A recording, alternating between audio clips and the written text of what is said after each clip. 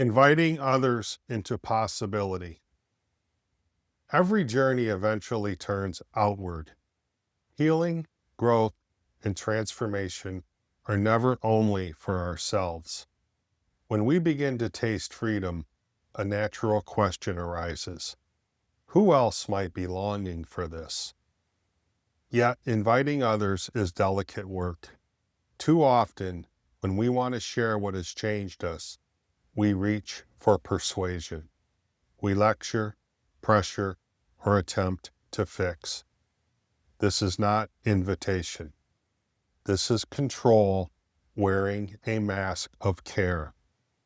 To invite others into possibility is to extend a hand, not to drag someone by the arm. It is to open a door and say, "This helped me." If it speaks to you, you're welcome here too. It honors the dignity of choice. It trusts timing. It believes in freedom. The difference between pressure and invitation. Disinheritance often gives us two models for engaging others. Either stay silent or push hard. Silence says, don't get involved. Keep your truth to yourself. Pressure says, if they don't get it, convince them harder. Invitation is the third way. It's the rebel's alternative. It offers honesty without demand. It creates space for curiosity without fear of rejection. It says, this door is open. Step through if you choose. Invitation trusts that people awaken not by force, but by resonance. Sometimes your simple act of sharing becomes the seed that blooms later, when the soil is ready. Why this matters. If we want to break cycles, it cannot end with us. Transformation multiplies when we invite others into it, but it only multiplies when extended in freedom. Inviting others matters because it changes how we see our role. We are not saviors, rescuers, or experts. We are companions, witnesses, co-travelers who hold open doors. When you extend invitation without pressure, you model a new way of being. You show others that growth is not coercion, but choice. This, too, is a rebellion against cultures of control. Practices.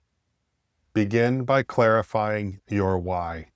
Before inviting someone, ask yourself, why do I want to share this? If the answer is love, care, or curiosity, you are aligned. If it is control, pause and recenter. Next, craft a gentle invitation. Draft a short message that feels natural. You might say, this book, course, or podcast really helped me. I thought of you. Or, no pressure, but if this resonates, I'd love to share it with you. You could also say, I'm not trying to fix you.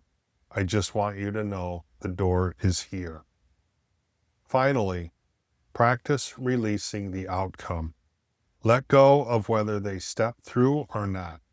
Invitation honors timing. Your role is to open the door, not to control who walks in.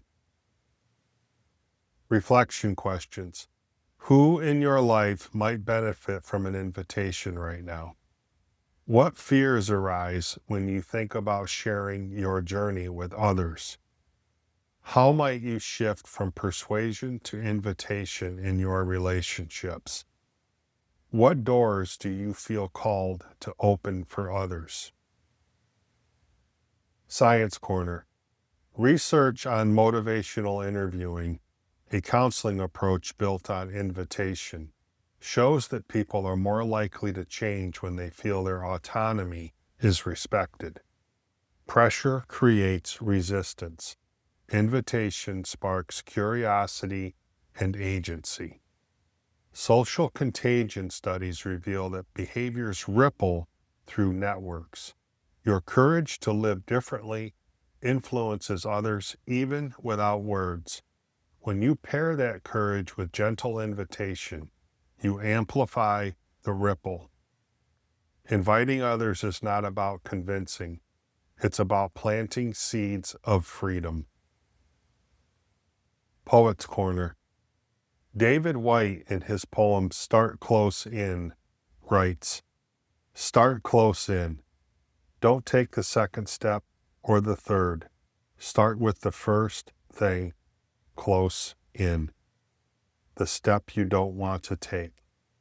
Start with the ground you know, the pale ground beneath your feet, your own way of starting the conversation." White reminds us that invitation begins close in, with ourselves, our own lives, and the people right in front of us. We don't need to fix the world or convince strangers. We start with the ground we know. We begin with the small, honest conversations that ripple out. We begin with the small, honest conversations that ripple outward. Pause with these lines. Who is close in for you? Who might be waiting for a simple invitation to begin their own journey? A beautiful question. Flowing from White's words, let this question guide you. What doors am I being called to hold open? And how can I extend the invitation with honesty and freedom rather than pressure? Carry this question into your relationships. Let it shape how you speak, listen, and share your story.